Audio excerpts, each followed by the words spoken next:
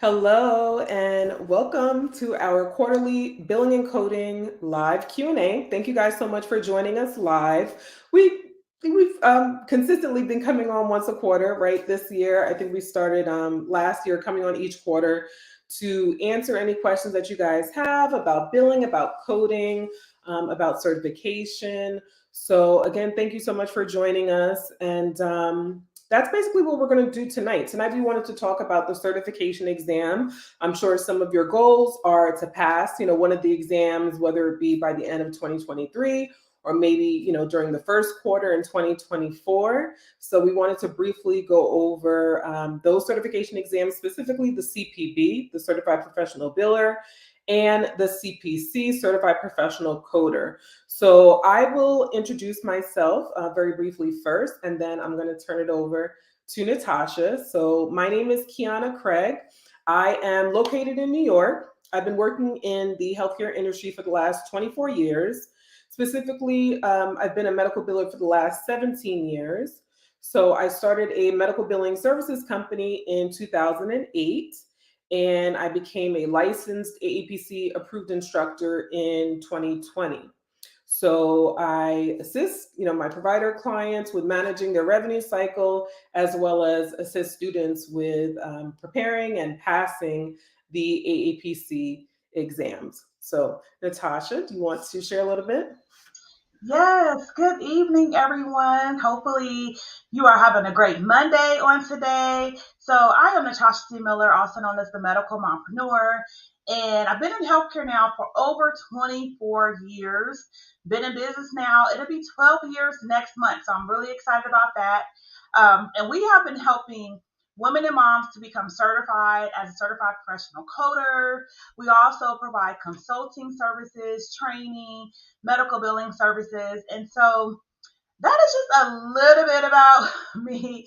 We're going to get more into the Q&A, dive into it. So we just thank you for coming. Invite your friends, invite your families, anyone you think may be interested in this career path. Invite them over so they can ask their questions and learn more about this industry. Yes. So, as I stated, again, we're here today to talk about the AAPC exams in particular.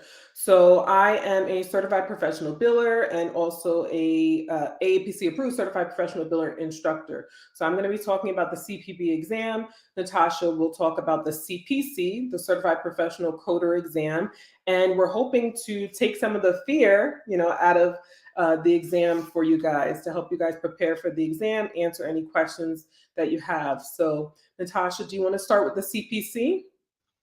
Yes, I will start. So, I am a certified professional coder as well as a certified professional biller. I'm a certified risk coder, and I have my CPCI certified professional coder instructor. And so I've been at this for a while, and I know what it takes to help you to get your CPC.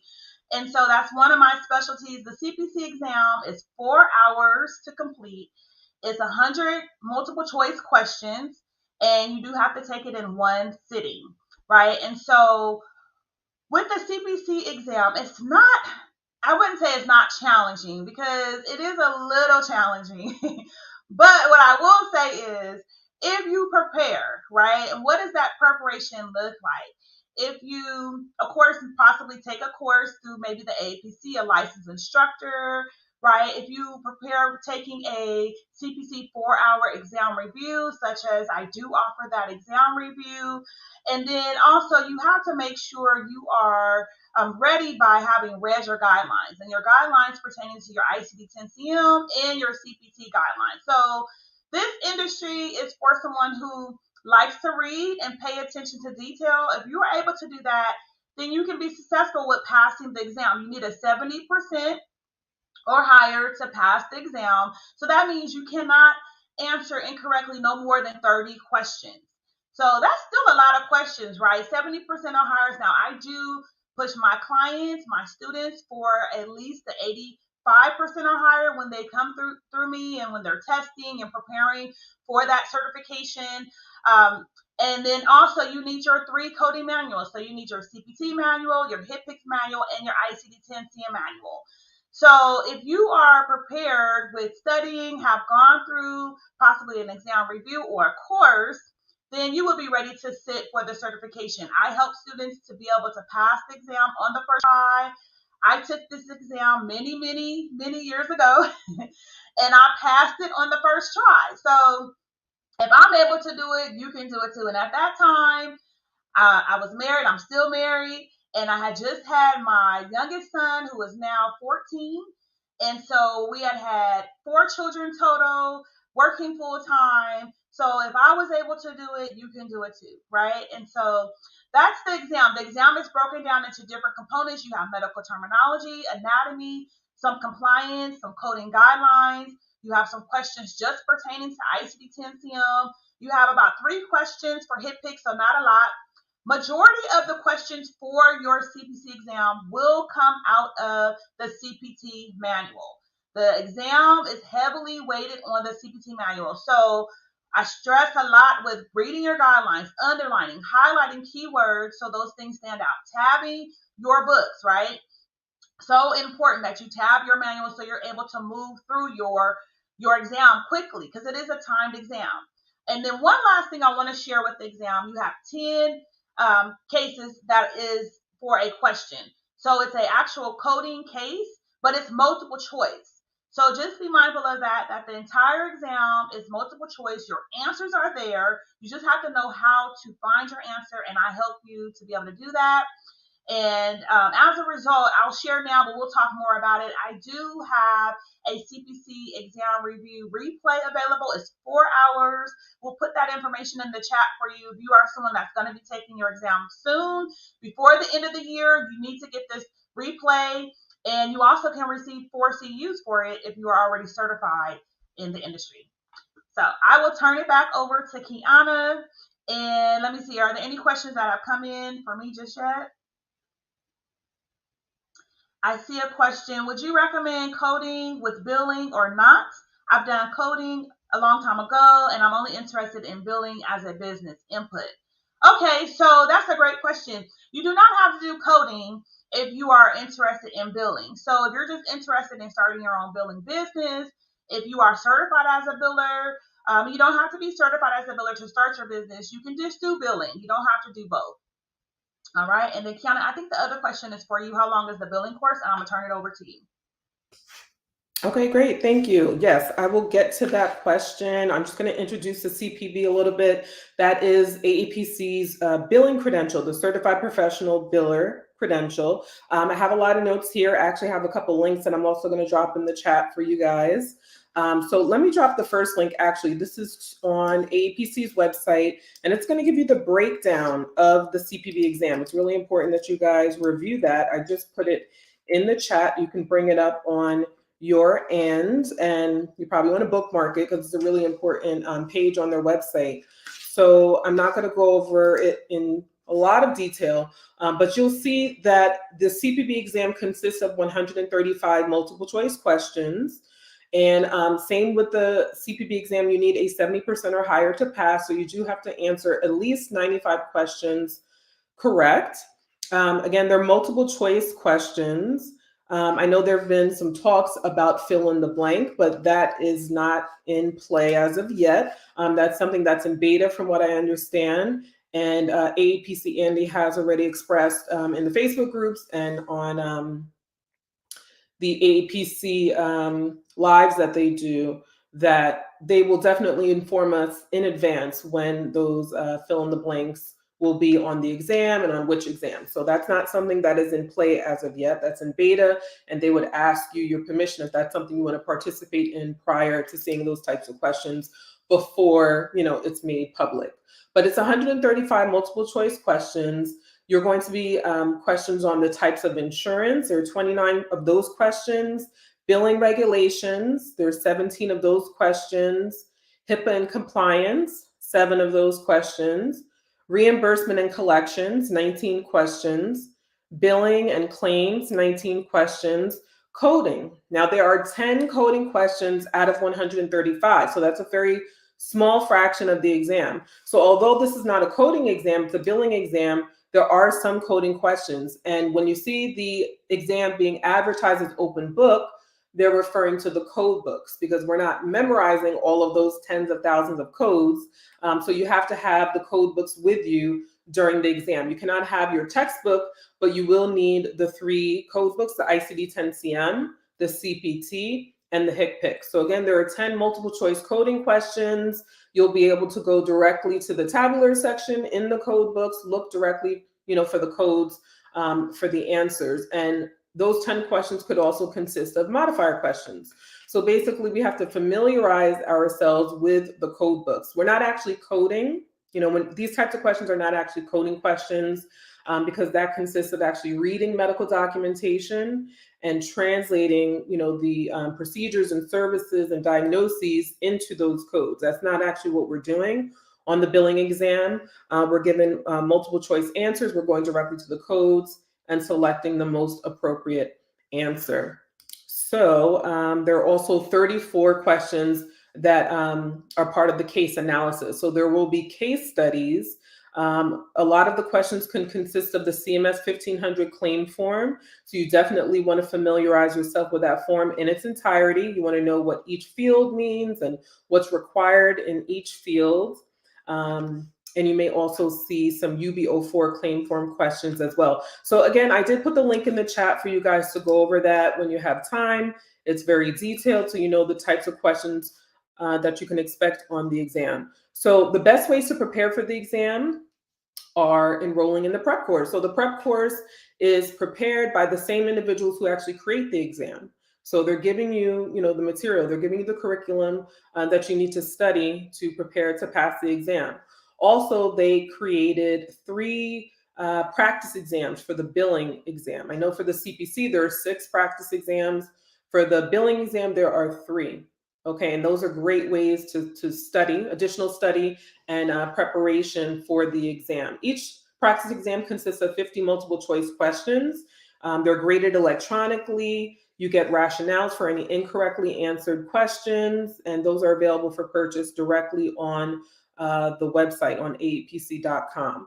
And then there are exam review classes, which I love. I mean, exam review classes are great to prepare for the exams. They're also great if maybe you are, maybe you've passed the exam and you just want to stay, up to date, in the industry. You want to continue to practice and to learn. You can attend these, exam review classes to to continue to upkeep your skills. And then also if you need to earn CEUs, because once we're certified, we do have to maintain our credentials by paying an annual membership fee as well as earning CEUs. So it's also a great way to earn CEUs and, to learn. So the exam review classes are, again, a great way to prepare for the exams. Now, Natasha and I are actually scheduled to host. We haven't advertised it yet. We will be very soon, but we're actually scheduled to host a joint exam review class. So it's going to be a CPB and CPC exam review class. I'm just looking at the calendar. It's actually Saturday, November 18, between 12 and 4 p.m. Eastern Standard Time. So that's 9 a.m. to 1 p.m. Pacific Standard Time. That's correct. Yes. Okay. Yeah. So we're going to do that joint CPB, CPC exam review class, 2 hours for the billing, 2 hours for the coding. I'm really looking forward to that. We'll be advertising that very soon so that you guys can attend and continue to, prepare and study for the exam. And, the textbook, of course. So the textbook is also a great way to study for the exam. Now, the textbook is included in your purchase when you enroll in the prep course. So if you're not enrolled in the prep course, you cannot purchase a textbook. However, you can purchase the study guide. Okay, and the study guide is just, a shorter version of the textbook. It has the materials that are going to be covered on the exam, as well as practice exam questions in that as well. So a couple changes that I wanted to talk about for the exam for AAPC are that they are going to discontinue paper exams at the end of this year. So if you only want to take a paper exam, you have literally just a couple weeks left. I believe the cutoff date to schedule a paper exam is December 19th, if I'm not mistaken. Yes. So, okay, good. Thank you. So if you want to take a paper exam, that's with a test booklet and a Scantron sheet and a pencil bubbling in those answers, you have to schedule that prior to December 19th because this is the last year that they will offer that. As of January 2024, all of their exams will be electronic. So you will have to take them on a computer. There will be no more paper. So that means you can take it from home with a live remote proctor, or you can go to a testing site. So they're going to start utilizing testing sites as you can go to and use their computers, and you'll be monitored with a proctor there. I'm going to drop in the chat the link to the testing sites so you guys can review the cities of where those testing sites are located. You will not be given the address until you actually schedule the exam, but you can review the city so that you know if it's close to where you live, nearby. Right.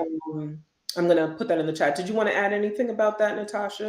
Yes. So I just would encourage you, if you know you want to take a paper test, the paper exam, get that exam scheduled right away. You have to schedule your exam at least 4 weeks in advance anyway. And so we are winding up the month. The end of the year is almost here. But I also will say, don't be afraid to take your exam in person. So it's no different from if you are certified or have a credential through AHIMA. They've been doing this for a very long time. I have my RHIA through AHIMA, and we go to a center, Prometric Center, to take our exam in person online. So it's no different from that. But you can have now the flexibility to go in person to a site, or still be able to take it from home. So you still have that flexibility. Okay, great. So let me go through the chat and see. I'm just going to scroll up a little bit and see if there are any questions that we can answer. I know you answered a couple of them. Okay. This question states, December 9th is my exam. Can I still use the 2023 manuals? Absolutely, yes. You're going to use your 2023 manuals on the 2023 exam. You can actually use them on the 2024 exams. However, you may be at a slight disadvantage if there's some questions on the new codes, the new 2024 codes. You want to add to that, Natasha? Right. Definitely, you want to still use your 2023 coding manuals for this year. And then, like Kiana mentioned, if you are testing in January, then 2023 manuals is okay. But if you're looking to test in February and on, I would just highly encourage you to go ahead and purchase your 2024 manuals so you have the current information. There are some changes. There are some new codes in CPT and ICD 10 and then as well as with CPT coding, evaluation and management has some more updates, revisions with how the codes are being used, with the time. And so you want to just be mindful of that and have the correct manual. Since the CPC exam is heavily weighted on the CPT manual, so you really want to make sure you have that current manual.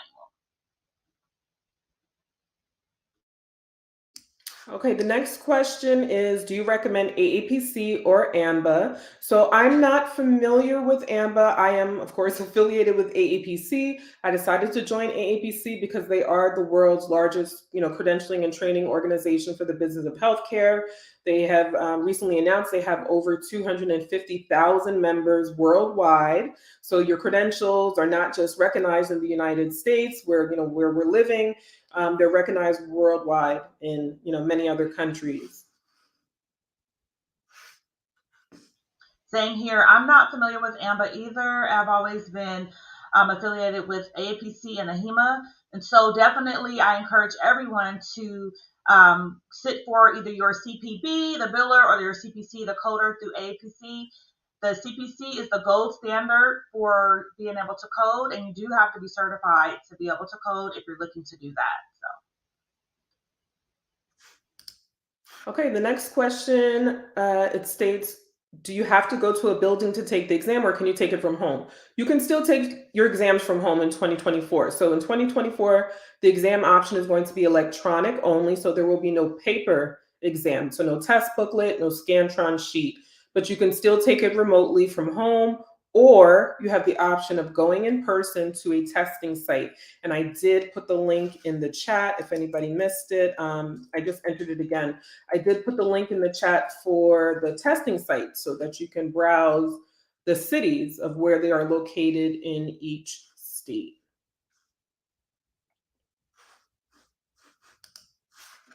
Where do I enroll in a prep course? I came in late and missed it. Okay, so if you're interested in the CPB, the Certified Professional Biller exam, you can go to my website, and I'm going to put it in the chat.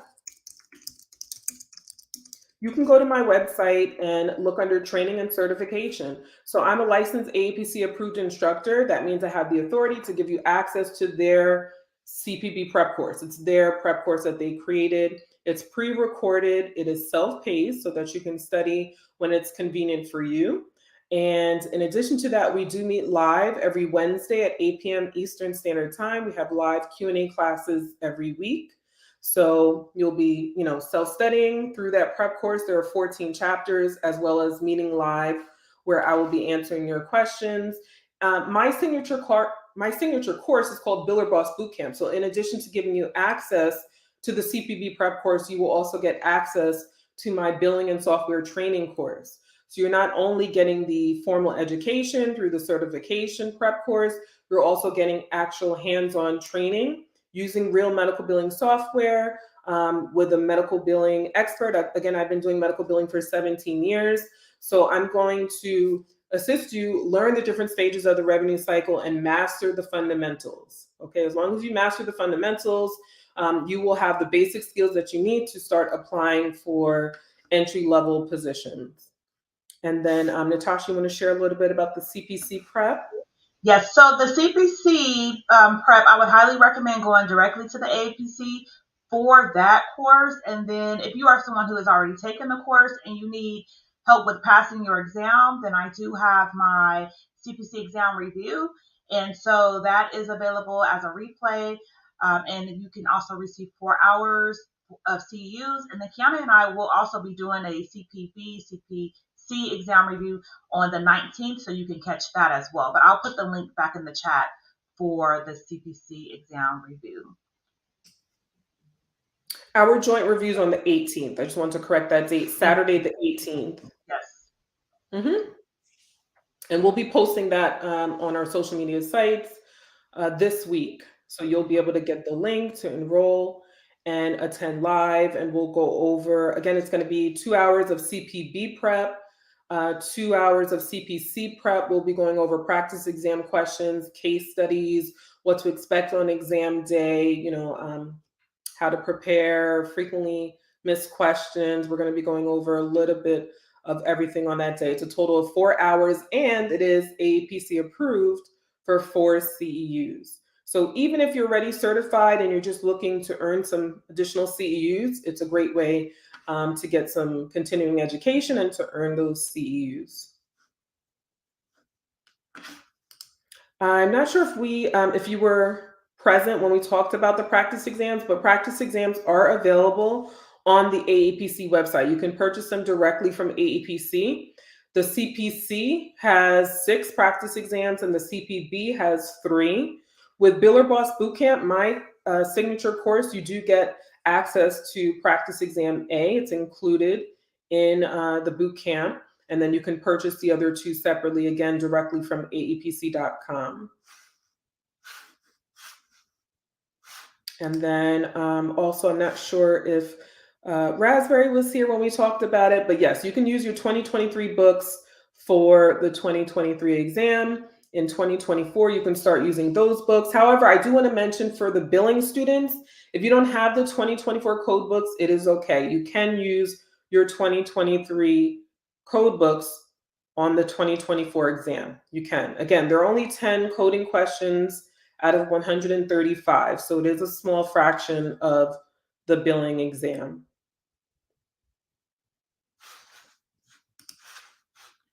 Okay, so the next question is, how long is a billing course? Do you help with job placement once certified? I do not help with job placement. I don't do job placement assistance. There are staffing agencies out there that will assist you actually at no charge. So if you Google healthcare staffing agencies, there are plenty out there that can assist you with finding opportunities. Again, there's no charge to the applicant. The employers actually pay them for that service. The billing course, the CPP prep course consists of 14 chapters. It is pre-recorded and self-paced. So you can go through that as quickly as you want, or you can take a little bit more time. You do get 6 months access to it when you enroll. I can tell you the fastest that some of my students have completed that is 2 months. They've completed the prep course and gotten certified pretty quickly in just 2 months. There is no rush. Again, you do have 6 months access to the prep course, and then you can take the exam once you are ready. The billing training course is also pre-recorded and self-paced, but we do meet live over a 6-week period, again, with those live Q&A classes where we go over the billing course, which again is a hands-on billing and software training course. So that's actually teaching you how to do the job, the day-to-day duties of a medical biller. Natasha, you want to take this one? Yes, I want to take this one and then also add to the job placement thing as well. So I do have a webinar that helps you to get your LinkedIn profile built up, and it's an on-demand webinar. So I would highly recommend, if you do not have LinkedIn, to go ahead and get that going, because that is where you can find a lot of opportunities. So I'll drop the link in there. And then if you do have LinkedIn and you have not maximized it, it's still helpful. I show you how to find jobs, how to actually get your profile set up. It's really great. So that would be good. So this question, how do you get the CPCA removed when employers require CPC with experience? So this is another great question. I have another webinar coming up this Saturday, my fall webinar, my quarterly webinar. It is breaking into medical billing and coding, landing your first job with no experience. So I would highly encourage you to attend this webinar. If for some reason you cannot attend it live, you can catch the replay for 30 days only.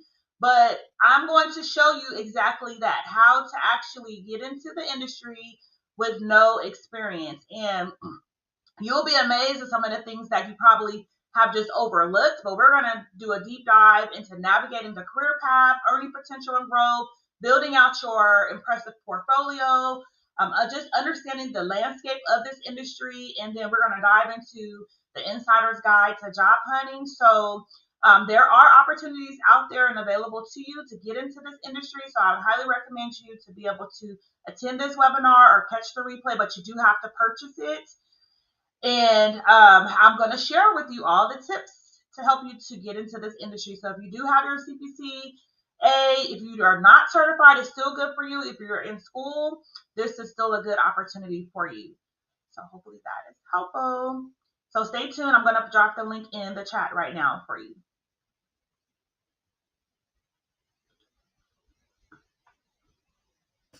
And while you're doing that, I did Google actually, and I've actually been doing some research, but I did have a list of a few healthcare staffing agencies. I just Googled and went to the websites of these 4 in particular. But again, you can work with, local healthcare staffing agencies, or some of them that are kind of countrywide. They kind of work with employers in various different states. So just for the individual who's asking about job placement assistance, or anyone who may be interested, you can work with healthcare staffing agencies. And these agencies are not just for temporary opportunities. They also do place, permanent positions as well. I've worked with a healthcare staffing agency in the past, several years ago. It was a great experience. So definitely utilize all resources. Yes, and just to add to that, Kiana, that's actually how I got started in the industry, was working with a staffing agency. So I'm going to talk about that as well. And sometimes it's just in the searching. A lot of times we don't know how to actually search for positions. And there's actually a lot of opportunities that have the CPCA out there too. So sometimes you just need to do your search a little different, and you can find those opportunities as well. Okay, we have another question. Is it better to start in an on-site or work from home? Is it better to start on-site or work from home? I would say that's going to vary. I would say probably it's going to depend on how good the training is. If you have a really great trainer who's able to assist you and you're comfortable, with computers and working remotely, you can do pretty well working remotely. If not, you may want to start out on site. I think it just varies. I think it depends on the scope of the work of what you're doing. I think it depends on the training. It depends again on how savvy you are.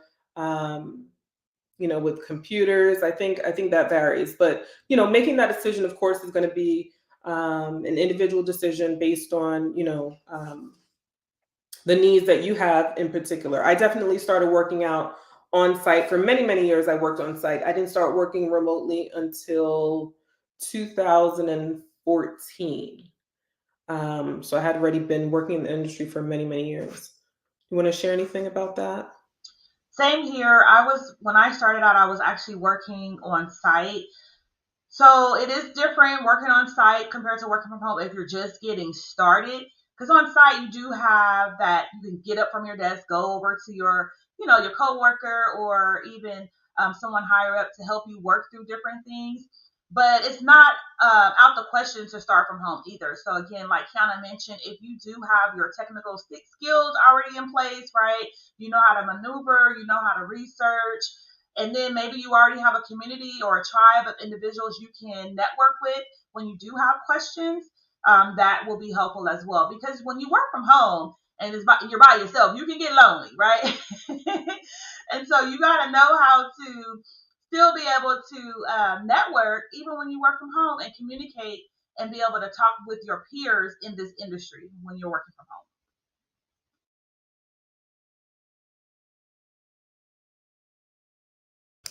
Hi, Irene. Irene is one of my students, and absolutely, yes, you can ask your question. The next one is there financing through PayPal for the billing course? Yes. If you check out on my website, in particular, if you check out with PayPal, they have two options. You can pay over time, which I believe is a payment plan, or you can apply for PayPal credit, which is a line of credit.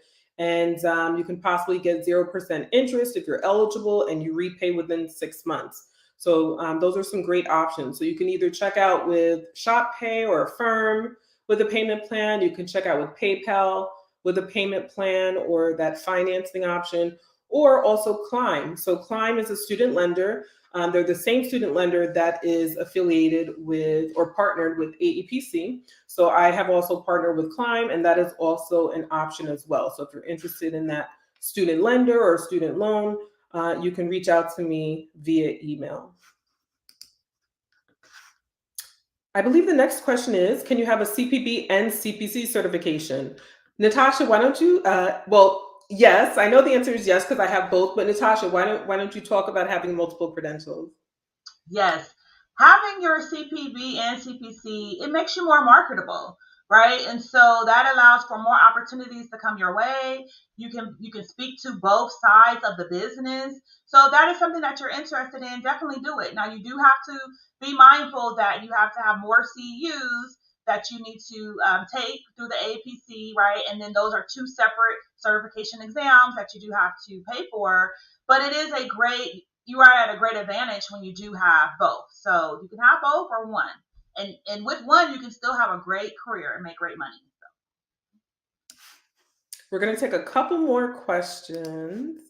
The next one is, does the course provide enough information to start a medical billing business from home? So my course focuses on training you on the fundamentals of medical billing, right? And that applies to any specialty, because billing is billing, regardless of the specialty. What's going to change are the codes, the CPT, ICD-10-CM, HCPCS, the modifiers, the place of service. The codes change, but billing, for the most part, will stay the same. So my course focuses on training you on how to do the day-to-day responsibilities of a medical biller, and then the CPB prep course prepares you to pass the exam. As a bonus, there are two master classes included, sharing information on how I started my medical billing business back in 2008, as well as some information on how to find providers, key interview questions, onboarding checklists, things like that. So those are two bonus master classes. But again, the course is focusing on teaching you the skill set, because that's what you need before you can even start your business or apply for opportunities. Natasha, you want to take this one?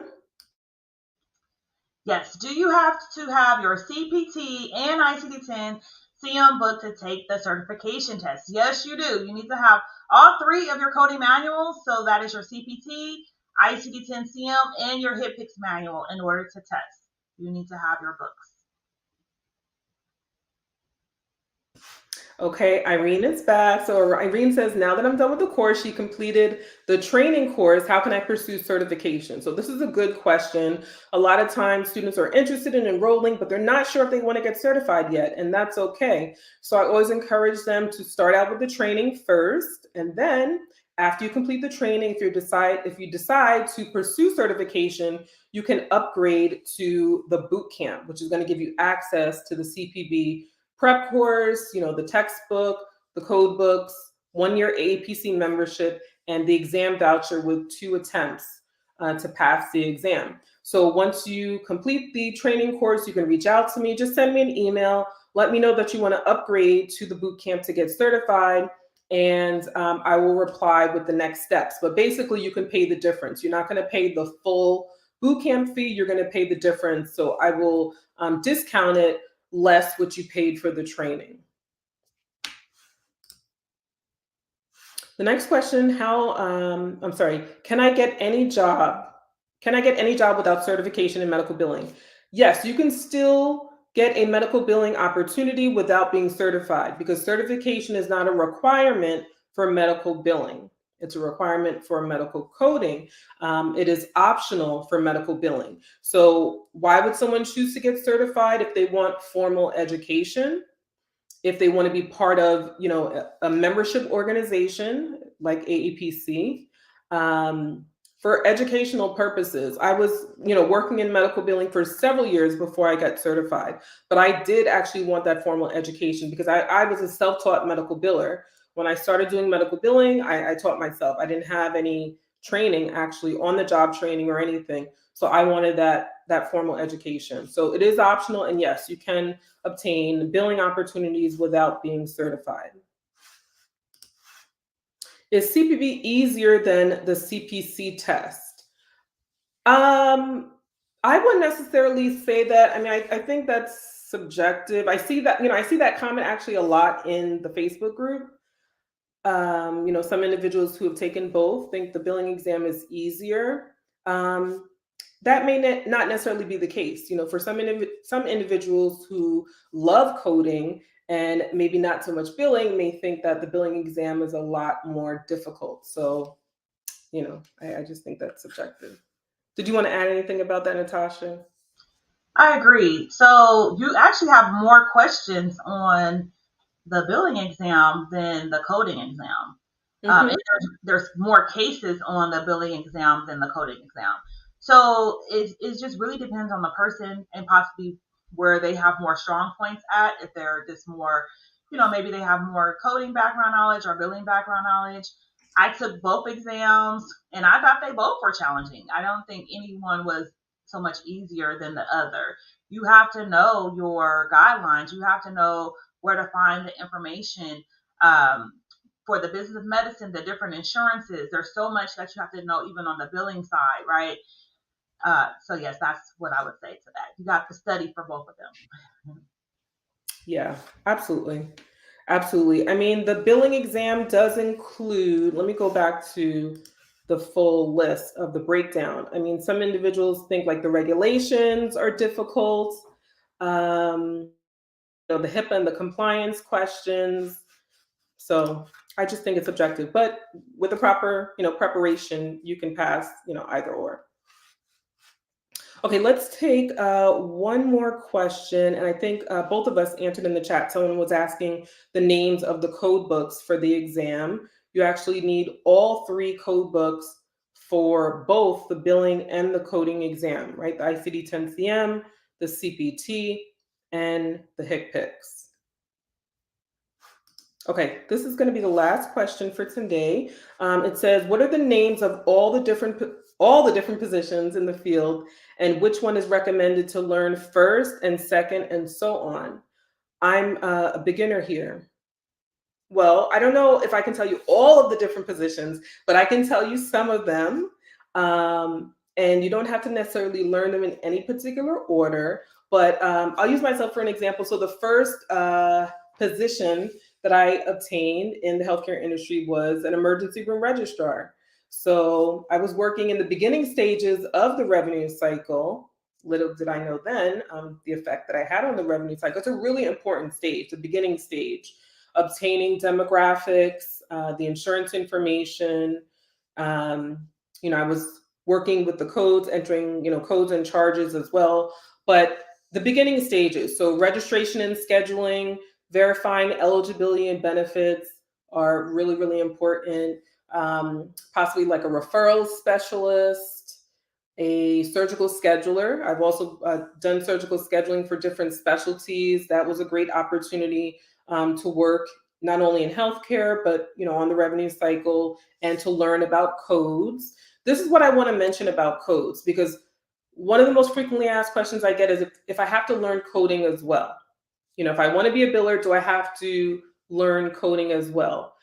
You have to learn intro to coding. You're not actually coding though, because coding, as I mentioned earlier, involves completing prerequisites, right? Like anatomy and physiology, pharmacology, pathophysiology, medical terminology. You have to take all of those prerequisites and be really good at it in order to be able to understand and read that medical documentation so that you can properly translate that information into codes. And that's not the role of a medical biller. A medical biller is working more so with the patients and the insurance, right? So we're verifying eligibility and benefits, we're creating those claims, submitting claims, ensuring the provider is reimbursed in full, possibly billing patients. But we're working with those codes that are on the claims, and those codes are provided to us. So I forgot where I was going with that. Okay. So I was talking about the different positions that Yes, you could possibly have, right? yes. Um, but it had came to me about the coding situation because that's always, like I said, a frequently asked questions, and individuals want to know if they have to actually learn coding. But charge entry, you can be doing charge entry. Again, the codes are supplied to you. You can be working in accounts receivables, working on those outstanding insurance and patient balances, payment posting, right? Posting payments that are coming in from the insurance and from the patients. Are there any other positions you can think of, Natasha? So yes, you covered a lot of them. As a coder, they can be very simple to just a coder one, coder two, three, or a profi coder, a charge capture coder, for example. You can also see titles as ambulatory coder. And then if you want to go even further, if you already have experience, you can look at a trainer, an educator, an auditor. There's so many other roles that you can have as a coder, so you don't necessarily have to stay a production coder. And so those are just to name a few. But when you first start out, just as an entry coder, just look for entry level coder. You can, Google that or put that in the search engine, or put in the CPCA, for example, and see what just pops up. Because there, a lot of the organizations, they name the titles different. Some are similar, and then some aren't. So Good stuff. Okay. Thank you again, you guys, for joining us live. We love to come on again quarterly and answer any questions that you have, but we are always available. So feel free to reach out to us. We'll put our contact information in the chat as far as our website and our email address. I'll share mine first, and then Natasha, you can share your information. So my website is justaskthebiller.com. And my email address is askthebiller@gmail.com. Okay, so I just put that information in the chat. And Natasha, you want to share yours? yes, I just put in our website, ncmhealthcare.com, and then our email is info@ncmhealthcare.com as well. And just to remind you, I have my fall webinar coming up this Saturday. You want to get in on this webinar. I am talking about how to land your medical billing or coding position with no experience. And if for some reason you cannot come in, it's 9 a.m. Pacific Standard Time, 12 noon Eastern. You can have access to the replay, but only for 30 days. But you do have to register for the webinar. So I would love to see you. I'm dropping a lot of nuggets, and then you'll have a chance to also ask some additional questions in the webinar. Yes, and be sure to follow us on social media. We're on Facebook and Instagram at Ask the Biller. Of course, here, subscribe here on YouTube at Ask the Biller. And Natasha, what are your handles? Yes, Facebook, Instagram at Medical Mompreneur. And so you can also find my website, natashacmiller.com. But if you just Google Medical Mompreneur, you'll be able to find me. Yes. Thank you guys again so much. Take care. Thank you.